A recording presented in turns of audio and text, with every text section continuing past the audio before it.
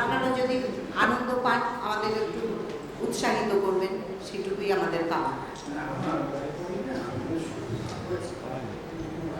আমাদের শ্রুতি নাটকের নাম হচ্ছে চালচিত্র, নির্দেশনা ও পরিচালনা সুব্রত চৌধুরী।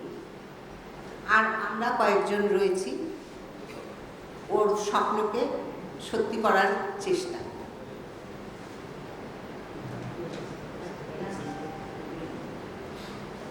শুরু হচ্ছে শ্রুতি নাটক চালচিত্র।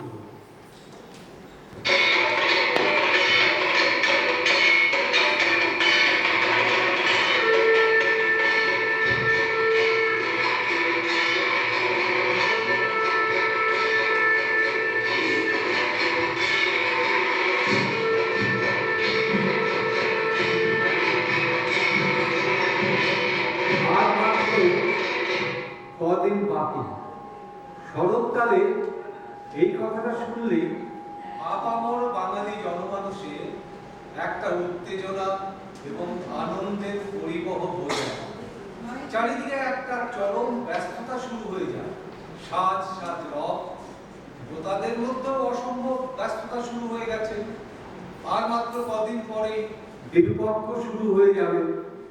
মা দুর্গা তার ছানাপোনা ও অসুর সহ দেবতাদের সব বাহনদের নিয়ে মর্তলোকে গমন করবে। এরই মাঝে কিছু গুরুত্বপূর্ণ বিষয়ে দেবতাদের মধ্যে একটা চাপা বিক্ষোভ দেখা দিয়েছে। দেবতারা দেবী দুর্গার শরণাপন্ন হলেন। মা দুর্গতি নাশিনী সব শুনে নানা চিন্তা ভাবনা করে দেবাদিদেব মহাদেবকে সব জানালেন। মহাদেব কাল নষ্ট না করে দেবতাদের এক সাধারণ সভায় আয়োজন করলেন। বাবা ভোলানাথ যেহেতু সাম্যের দেবতা, তাই সেই সভায় সব দেবদেবী ও সাথে অসুরকেও ডাকলেন।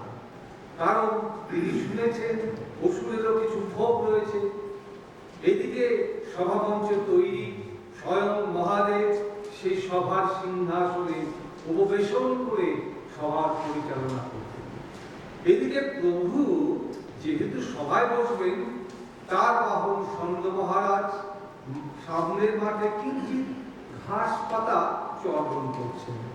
এদিকে গণেশ, কার্তিক, লক্ষ্মী, সরস্বতী সবাই এসেছেন। তাদের সঙ্গে এসেছে তাদের বাহন ইঁদুর, ময়ূর, পেঁচা, হাঁস। মা দুর্গার বাহন সিংহ, বক্ষুর সাপ, বাঘ সবাই। বিশ্বকর্মা দেব এসেছেন হাতিতে চড়ে। তার হাতিও একটু অবসর পেয়ে সামনের জঙ্গলে অন্যান্য পশু পাখিদের সাথে যোগ দিয়েছে। সম্মুখের প্রান্তর ও জঙ্গল দেখতে মনে হবে এক অভয়ারণ্য। যাই হোক, সভা শুরুর প্রক্রিয়া শুরু হয়েছে।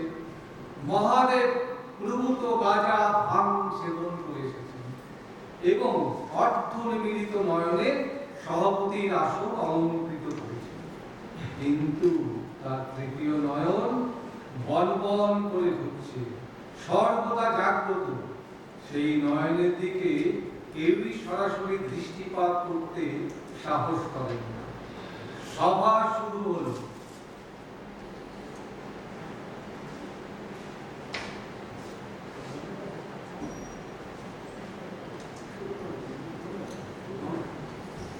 উপস্থিত দেব ও দেবীগণ, আপনারা জানেন দুর্গতি নাশিনী মা দুর্গা দেব স্যাটেলাইটের মাধ্যমে মর্তে রওনা হবেন তার পুত্রকন্যা ও বাহনদের নিয়ে। কিন্তু আমার যাওয়ার কোনো পরিকল্পনা নেই। অবশ্য আমি আড়াল থেকে সব অবলোকন করব।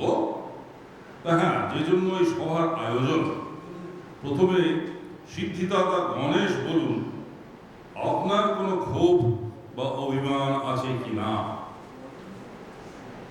প্রথমেই আমি সভাপতি দেবাদিদেব ভোলানাথকে প্রণাম করে আমার বক্তব্য রাখতে চাই।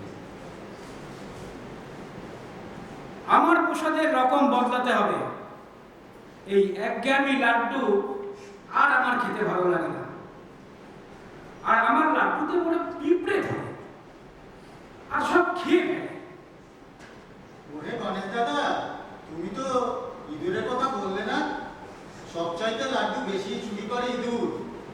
সেই তোমার বাহন, তাকে তুমি বারণ করতে পারলে না? ইঁদুর মোটেই লাড্ডু চুরি করে না। হ্যাঁ, আমি এখন থেকে নিরামিষ পিৎজা খাবো।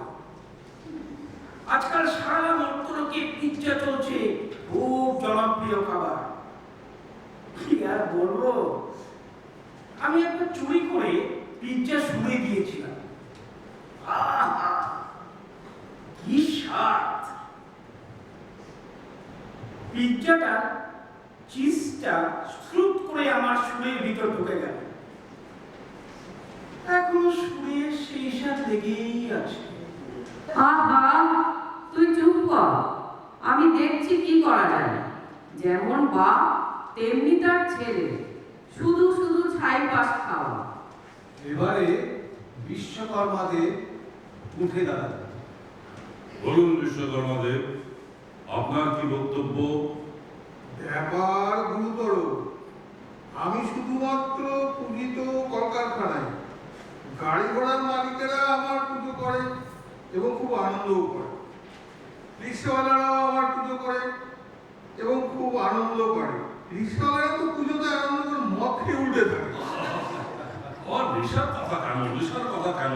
না। বিশ্বকর্মা, আপনার আসল বক্তব্যটা বলুন। না না না, আমি কাউকে আঘাত দিতে চাইনি।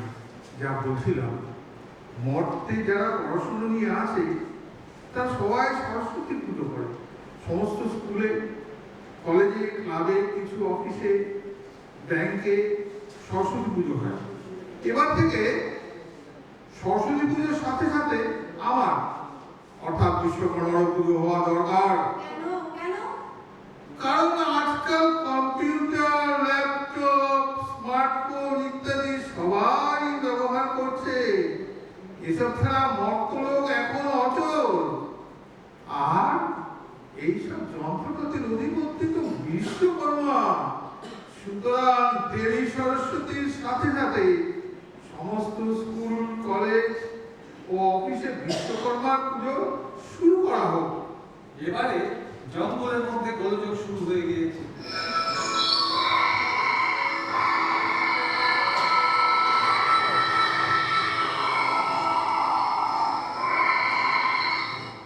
বাবা বিশ্বকর্মার সমর্থনে হাতি অনেক কলা গাছ উঠে ফেলল। সুরুচিয়ে বৃংহণ শুরু করে সমর্থন জানালো। এদিকে সরস্বতী দেখলেন বাবা বিশ্বকর্মা তার পুজোতে ভাগ বসাতে চাইছেন। সরস্বতীর বুদ্ধি ও প্রখর ও যুক্তিতে ক্ষুধা, এবার তিনি উঠে দাঁড়ান। মা বিদ্যাদায়িনী দেবী, আপনার সমর্থনে আপনি বক্তব্য রাখুন।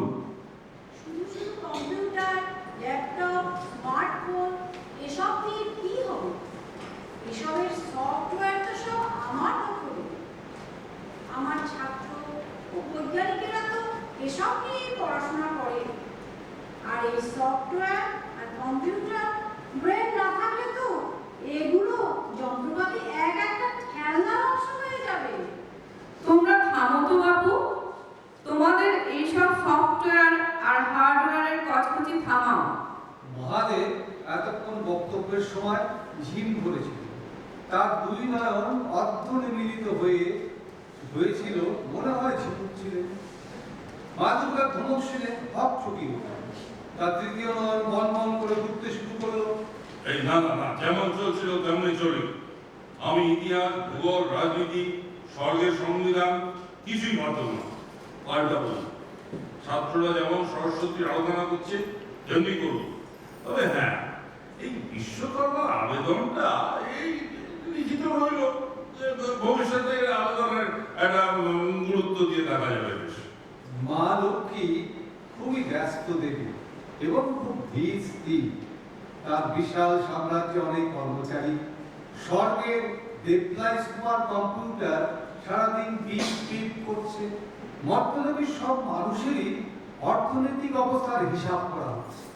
এবারে লক্ষ্মী দেবী বক্তব্য পেশ করার জন্য উঠে দাঁড়ালেন। মা ধনদাত্রী, বলুন আপনার কি বক্তব্য?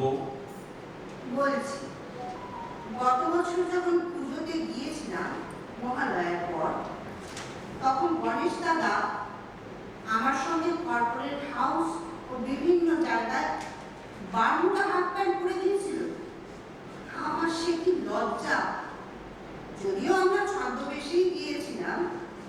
গরুদাদার তো কোনো মান সম্মান বোধ নেই, অথচ আমার অর্থনৈতিক সাম্রাজ্যে গরুদাদার বিশাল ভূমিকা রয়েছে।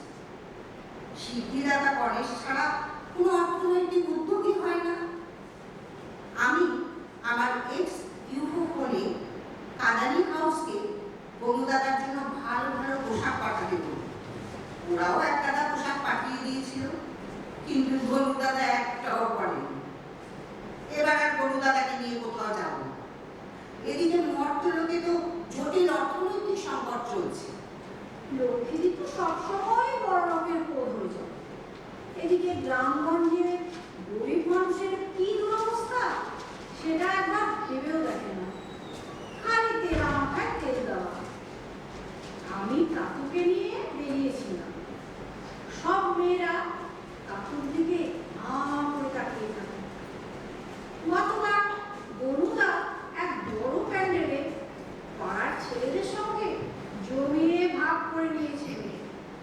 এমনকি পাড়ার ছেলেদের সাথে চাঁদা তুলতেও বেরিয়েছিল। আমাদের গরুদাদা যা লোভী। আমার এক কর্পোরেট হাউসে গিয়ে দেখি অনেকগুলো লাড্ডু আমাদেরকে খেতে দিয়েছে। আমি তো একটাও খাইনি, আর গরুদা টপ লাড্ডু মুখে তুলে নিল, এমনকি কিছু লাড্ডু প্যান্টের পকেটেও ঢুকিয়ে দিল। হচ্ছে না, আর এইসব অভিযোগ করতে হবে না। এই গরুটা একটু সাদাসিধে খেতে খুব ভালোবাসে, তাতে হয়েছে। এদিকে পশু ধরা গ্যাক গ্যাক করে উঠে যেন ফাটা মাইক পাচ্ছে। তার কথা ঠিক মতো বোঝা যাচ্ছে না। ঘর ঘর আওয়াজ। এই শুনে কার্তিক ধনুয়ার বান তুলে ওষুধের দিকে তাক করলো। তোর আবার কি ব্যাপার? আমি আর পুরনো অস্ত্রকে নিয়ে মা দুর্গার সাথে যুদ্ধ করব না। এই যুগে একটা রামদা আর খড়গ নিয়ে কি যুদ্ধ মানায়? তবে কি অস্ত্রপাতি চাই শুনি? আমার চাই AK-47, রকেট লঞ্চার, মিসাইল।